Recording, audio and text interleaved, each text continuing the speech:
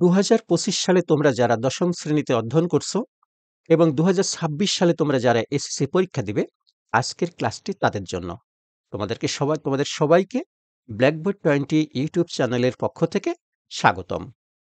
আমি আজকে তোমাদেরকে প্রিপোজিশনের উপরে একটি ক্লাস দেখাবো। তোমরা জানো এই এই এই বিষয়টি অর্থাৎ তোমাদের প্রশ্নপত্রে যে এসএসসি পরীক্ষায় যে 9টি গ্রামারের ব্যবহার হবে, তার মধ্যে এই প্রিপোজিশন এবার কিন্তু সম্পূর্ণ নতুন। অন্তত 10-12 বছর এসএসসি পরীক্ষায় প্রিপোজিশনের কোনো ব্যবহার ছিল না। তবে তোমরা যারা সংক্ষিপ্ত সিলেবাসে পরীক্ষা দেবে, এই প্রশ্নটি তাদের জন্য থাকবে, কিন্তু যারা পূর্ণাঙ্গ সিলেবাসে পরীক্ষা দেবে তাদের জন্য এটি থাকবে না। তো প্রথমে আমরা একটা লিস্ট দেখে নেবো, ছোট করে একটা লিস্ট দেখবো প্রিপোজিশনের। প্রিপোজিশন কনসিস্টিং অফ ওয়ান ওয়ার্ডস, যে সকল প্রিপোজিশন এক শব্দ নিয়ে গঠিত হয়, দেখো এগুলোকে এক শব্দ বিশিষ্ট প্রিপোজিশন। এগুলো সবাই তোমরা চেনো, একবার পড়ে নিও। এদের পরে সর্বদাই নাউন প্রোনাউন বসে। আরেকটা প্রিপোজিশন আছে, preposition consisting of two or more words, যে সকল প্রিপোজিশন দুই কিংবা দুইয়ের অধিক শব্দ নিয়ে গঠিত হয়, এগুলো তোমরা চেনো। According to, because of, due to, instead of, out of, along with, next to, all over, in front of, in spite of, on the top of, ইত্যাদি। এইগুলোও কিন্তু প্রিপোজিশন। তাহলে এই যে আমি দুই শ্রেণীর প্রিপোজিশন লিখেছি, তোমাদের শ্রেণী বিভাগ করার কোনো দরকার নেই। তোমরা শুধু জেনে রাখলে যে এগুলো প্রিপোজিশন, এদের পরে কি বসে, নাউন বসে, প্রোনাউনও বসতে পারে। তোমরা আরেকবার একটু পড়ে নাও, রিডিং পড়ে নাও। চলো আমরা আমাদের আজকের ক্লাসটি শুরু করব। আজকের এই ক্লাসটি আমি দেখাবো আমার স্টুডেন্ট হ্যান্ডবুক 10 থেকে। এই বইটি শুধুমাত্র সংক্ষিপ্ত সিলেবাসে যারা পরীক্ষা দেবে 26 সালে, অর্থাৎ 25 সালে তোমরা যারা ক্লাস 10-এ, এই বইটি কেবলমাত্র শুধু তাদের জন্য। চলো আমরা ক্লাসটি শুরু করি। এই হচ্ছে আমাদের আজকের লেসন। খেয়াল করো, 5টি গ্যাপ সম্বলিত একটা প্যাসেজ তোমাদের জন্য দেওয়া থাকবে, যেখানে এখানে প্রিপোজিশন 5টিও থাকতে পারে, 4টিও থাকতে পারে, 3টিও থাকতে পারে। এটি নির্ভর করবে যিনি প্রশ্ন সেট আপ করবেন তার উপরে। তো যদি এখানে 5টা প্রিপোজিশন থাকে, তাহলে আমরা 5টা গ্যাপে 5 বার লিখবো। কিন্তু যদি 4টি থাকে, তাহলে কোনো না কোনো প্রিপোজিশন আমাকে একাধিকবার লিখতে হবে, 2 বার লিখতে হবে কমপক্ষে। তো যাই হোক, এই ক্লাসটি আজকে আমি নেব, ওই যে আমি একটু আগে তোমাদের বইটি দেখালাম, সেই বইয়ের 138 নম্বর পৃষ্ঠা থেকে। তোমরা ইতিমধ্যেই যারা বাংলাদেশে যেখান থেকে আসো না কেন আমার বইটি ক্রয় করেছো, তারা বইটি সামনে নিয়ে বসে। যদি কোথাও কোনো সমস্যা থাকে, হয়তো সেটির সলিউশন হয়ে যাবে, সেই সাথে খাতা কলম। আর যারা বই নেওয়া নাই, কোনো সমস্যা নেই, তোমরা ক্লাসটি সুন্দর করে দেখতে পাবে। তো একটি খাতা কলম সামনে থাকলে মনে হয় ভালো হয়। এখন আমরা শুরু করব। Cordially took leave of her jealous sister. Cordially বিদায় নিল কোথা থেকে? হার জিলাস সিস্টার, তার যে হিংসুটে বা ঈর্ষাপরায়ণ যে বোন, সেই বোনদের কাছ থেকে বিদায় নিল। তো নিয়ম বলছে, কারো কাছ থেকে বিদায় নেওয়া অর্থে টেক লিভ, অর্থাৎ লিভের পরে অফ লিখতে হয়। তাহলে আমরা লিখে দিলাম অফ। তারপর বলছে, she begged them to take care dash their father. সে তাদের বিনীতভাবে বলল, অর্থাৎ কর্ডিয়ালি বিনীতভাবে তার বোনদেরকে বলল, টু টেক গুড কেয়ার, ভালো করে যত্ন নিতে, দেয়ার ফাদার, তাদের পিতার ভালো করে যত্ন নিতে বলল। তো এই যে খেয়াল করো, কেয়ার, গ্যাপের আগে একটা কেয়ার ভার্ব আছে। কেয়ার মানে যত্ন নেওয়া। তো যত্ন নেওয়া অর্থ বুঝাইতে কেয়ার ভার্বের পরে আমরা কি লিখবো? অফ লিখবো, প্রিপোজিশন অফ লিখবো। তাহলে আমরা এখানে কি লিখে দিলাম? অফ। তারপরে, বাট দে সেড, কিন্তু তারা বলল, বোনরা উত্তরে কি বলল? ইট ওয়াজ নট নেসেসারি, কোনো দরকার নেই, ফর হার, তোমার কোনো দরকার নেই, টিচ দেম দেয়ার ডিউটি, আমাদের যথেষ্ট কর্তব্যপরায়ণ আমরা, আমাদের কর্তব্য সম্পর্কে তোমাকে আমাদেরকে বলতে হবে না। এ কথাগুলো কার? তার বোনদের। আচ্ছা, তা আমরা এখন কি লিখবো এখানে? খেয়াল করো, এখানে টিচ, এই যে টিচ হচ্ছে ভার্বের বেস ফর্ম। তো সাধারণত এই বাক্যের মেন ভার্বটি ছিল হচ্ছে এই যে ওয়াজ নট, এই যে ওয়াজ। যেহেতু এখানে ভার্ব আছে, তারপরে আবার একটি ভার্ব, তখন এটা আমরা সাধারণত ইনফিনিটিভ ফর্মে লিখে থাকি। যখন ইনফিনিটিভ ভার্বের আগে, যখন ভার্বের বেস ফর্মের আগে এমন গ্যাপ থাকে, তখন সেই গ্যাপে সাধারণত আমরা টু লিখি। যদিও এই টুটা প্রিপোজিশন নয়, সে কথা অন্য একদিন হবে। তো আমরা কি করবো? একটা সিম্পল সেন্টেন্সে ব্যবহৃত দ্বিতীয় ভার্বের বেস ফর্মের আগে গ্যাপ থাকলে উক্ত গ্যাপে আমরা টু লিখবো। এই যে আমাদের প্রথম ভার্বটি ছিল এইটা, ইট ওয়াজ, আমরা এখান থেকে ধরি, আমরা এই দিক থেকে নাই ধরলাম। ইট ওয়াজ, এই যে আমাদের ওয়াজ ভার্ব, এখানে আরেকটা ভার্ব আছে টিস, আমরা টু লিখে দিয়েছি। তারপরে, she should look dash her husband's welfare. বোনেরা তো বললো যে আমাকে তোমার দায়িত্ব, আমাদের দায়িত্ব সম্পর্কে তোমাকে শিখাইতে হবে না। কর্ডিয়ালিকে বলছে শিখাইতে হবে না, বরঞ্চ she took look dash her husband's welfare, সে তার স্বামীর উন্নতি নিয়ে চিন্তা ভাবনা করুক। তাহলে এইখানে আমরা এখন লিখবো। এখন লুক আছে, দেখো লুকের পর একটা গ্যাপ আছে। ছোট্ট নিয়মটি হচ্ছে, আগে টুটা লিখিনি, আমরা এখানকার টুটা লিখে দিলাম সি নাম্বারের। এখানকার নিয়মটা বলছে, কোনো কিছু দেখাশোনা করা বোঝাইতে লুক ভার্বের পর আফটার লিখতে হয়। অর্থাৎ বোনেরা যে তাকে বলল, "তুমি তোমার স্বামীর দেখাশোনা করো, স্বামীর যত্ন নাও।" সেই লুকের পরে আমরা কি লিখে দিয়েছি? আফটার লিখব। এই যেখানে বলা হচ্ছে যে, কোনো কিছু দেখাশোনা করা বোঝাতে লুক ভার্বের পরে আফটার লিখব। তো আমরা লিখলাম after. And not trouble dash them, এবং তাদেরকে ট্রাবল করতে না করলে বলল, আমাদেরকে ট্রাবল করো না। তাহলে ট্রাবল করা কি? অসুবিধা। কারোর কোনো কিছুর জন্য অসুবিধা সৃষ্টি করা বুঝাইতে আমরা সেই ট্রাবলের পরে কি লিখব? ফর লিখব। তো আমরা লিখলাম ট্রাবলের পর ফর লিখব। আমরা লিখে দিলাম ফর। বন্ধুরা, এই হচ্ছে আমার আজকের লেসন, ছোট্ট লেসনটি। এই লেসন শেষে আমি তোমাদেরকে দেখিয়ে দেব যে আমি এই ক্লাসটি কোথা থেকে করেছি। তো চলো আমার বইয়ের মধ্যে থেকে এইভাবেই দেওয়া আছে কিনা সেটা একটু দেখে আসি। হ্যাঁ, এই হলো আমার বইয়ের চ্যাপ্টার 7, ইউজ অ্যাপ্রোপ্রিয়েট প্রিপোজিশন। তো তোমাদের জন্য এই প্রিপোজিশনের কোয়েশ্চেন নম্বরও কিন্তু ৭ হবে। যত নম্বর কোয়েশ্চেন আমি ঠিক সেইভাবে সেট আপ করেছি বইয়ের মধ্যে। তো আমরা দেখি যে আমি তোমাদেরকে বলেছিলাম ১৩৮ পাতাতে সম্ভবত ১০০, হ্যাঁ, এই যে এই ১৩৮ পাতা থেকে আমি ক্লাসটি নিয়েছি। তো আমরা এখন দেখব সিন্ড্রেলা কোথায় আছে? সিন্ড্রেলা, হ্যাঁ, এই যে ৫ নম্বর।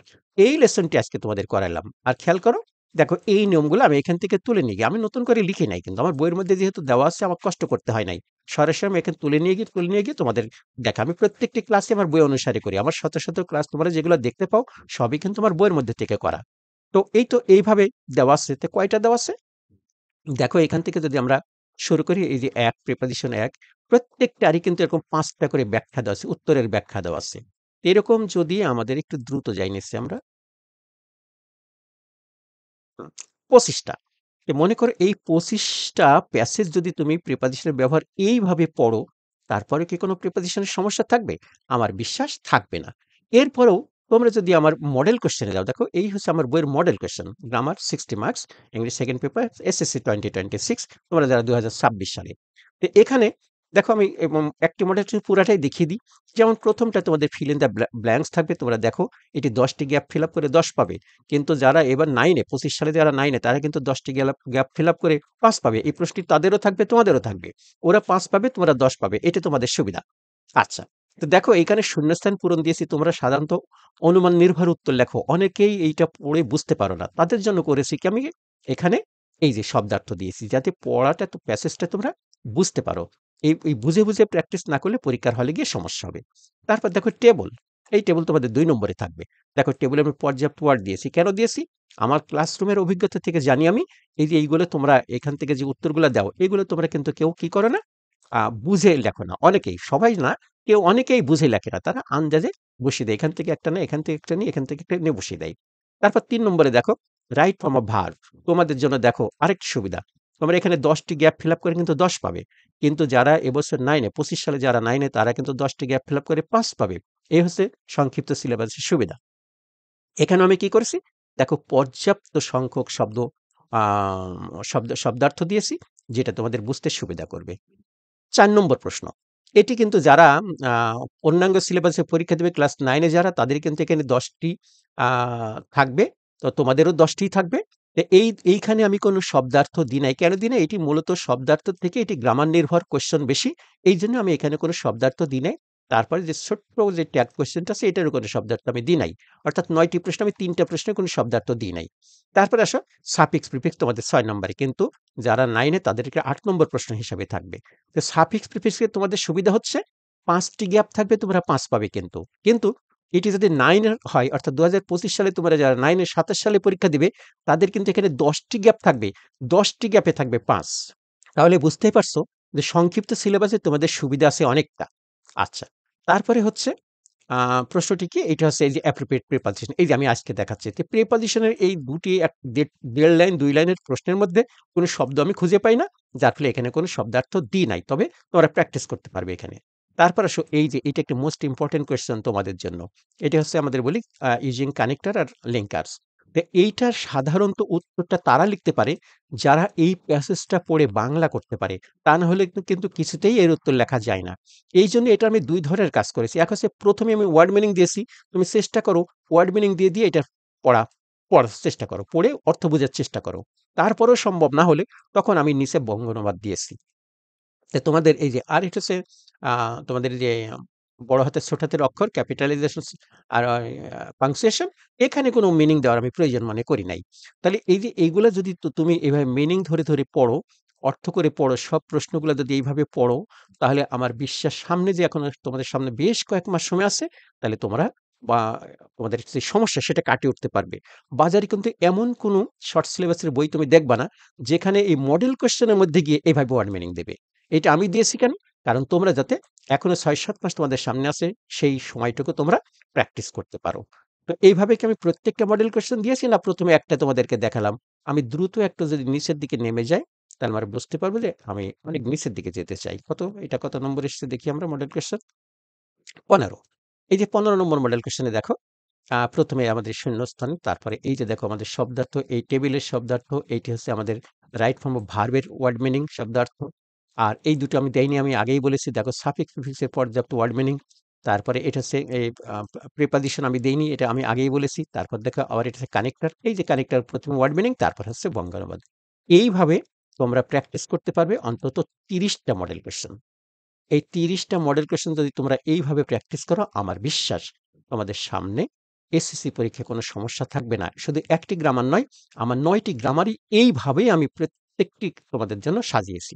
তো বন্ধুরা, তো চলো এখন আমরা আজকের এই ক্লাসে গিয়ে তোমরা বইটি কিভাবে পেতে পারো, অনেকেই আমার কাছে ফোন করে কিংবা মেসেজ করো, বইটি তোমরা কিভাবে পেতে চাও, জানতে চাও। চলো আমি বইটি কিভাবে পেতে চাও এটা দেখিয়ে দিয়ে আজকের ক্লাস শেষ করব। হ্যাঁ, এইখানে আমরা রেখেছিলাম আজকের ক্লাস, এটি আমরা শেষ করেছি। এখন চলো আমরা তোমাদের এই যে বইটি, আমার আজকের সংক্ষিপ্ত যে ক্লাসটি নিলাম, এই সংক্ষিপ্ত সিলেবাসের বই থেকে, সংক্ষিপ্ত সিলেবাস এসএসসি ২০২৬, এখান থেকে আমি আজকের ক্লাসটি করেছি। তো এই বইটি যদি তোমরা পেতে চাও, আমার সাথে যোগাযোগ করতে পারো মোবাইল অথবা হোয়াটসঅ্যাপ নাম্বারটি হচ্ছে 01740 7176656, এই নাম্বারে। আর এই বইটির বিক্রয় মূল্য হচ্ছে ৳২৯০ তো এই বইটি পেতে হলে আমি সাধারণত ২টি মাধ্যম ব্যবহার করে পাঠিয়ে থাকি। তার একটি হচ্ছে সুন্দরবন কুরিয়ার সার্ভিস, আর একটি হচ্ছে কন্টিনেন্টাল কুরিয়ার সার্ভিস। তবে আমি সুন্দরবন কুরিয়ার সার্ভিসটাকে বেটার ফিল করি। এটা সব জায়গায় অ্যাভেলেবল। পরের বইটি, আমার ৪ টি বই। পরের বইটি হচ্ছে এই বছর যারা ক্লাস 9 এ, আমার সকল বইয়ের মধ্যে তোমরা যেভাবে ক্লাস দেখে থাকো এইভাবেই কিন্তু আমার ক্লাস আপলোড করা। এইভাবেই আমি কম্পোজ করেছি বইয়ের মধ্যে। এটা হচ্ছে স্টুডেন্ট হ্যান্ডবুক 4, এই বইটি স্টুডেন্ট হ্যান্ডবুক 4, এবং এটি হচ্ছে নবম, দশম এবং এসএসসি পরীক্ষার্থীদের জন্য। আমার ৪ টি বইয়ের কালারই কিন্তু একরকম। কারণ এটি আমার ব্র্যান্ড কালার। আমার বইয়ের কালার দেখেই যেন আমার শিক্ষার্থীরা বুঝতে পারে বইটি আমার। তো এই বইটিও যদি তোমরা পেতে চাও, তাহলে একই নাম্বারে যোগাযোগ করতে হবে। আগেই বলেছি আমি এই নাম্বারটি। এই বইটির বিক্রয় মূল্য হচ্ছে ৳৩৪০। আমার ৩য় বইটি হচ্ছে ৬ষ্ঠ এবং সপ্তম শ্রেণীর জন্য।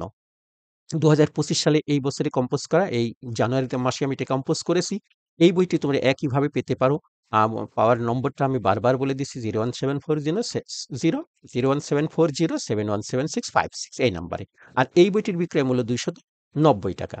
আর আমার শেষ বইটি হচ্ছে আ ৬ষ্ঠ থেকে ১০ম শ্রেণীর। একই বইয়ে ৬ষ্ঠ থেকে ১০ম শ্রেণীর সকল গ্রামার আছে এই একটি বইয়ের মধ্যে। তো এই বইটি যদি তোমরা পেতে চাও, এই বইটির মূল্য হচ্ছে ৳৩৫০। তবে অনেক সম্মানিত শিক্ষক যারা সময়ের অভাবে নোটগুলা নিজেরা গুছিয়ে লিখতে পারে না, তোমরা জানো না একজন শিক্ষককে কতটা পরিশ্রম করতে হয়। তাকে খাতা মূল্যায়ন করতে হয়, তাকে প্রশ্ন সেটআপ করতে হয়। নানান কাজে জড়িত থাকার ফলে অনেক সম্মানিত শিক্ষকরা নোটগুলা গুছিয়ে লিখতে পারেন না। আমি এই বইয়ের মধ্যে তাদের জন্য সুবিধা করে দিয়েছি। সম্মানিত শিক্ষক, অনেক শিক্ষক আমার এই বইটি কিনে থাকেন সারা বাংলাদেশে। এই বইটির মূল্য হচ্ছে ৳৩৫০, আর যোগাযোগ একই নাম্বার। আজকে আর নয়, খুব শীঘ্রই দেখা হবে তোমাদের সাথে নতুন ক্লাস নিয়ে বন্ধুরা।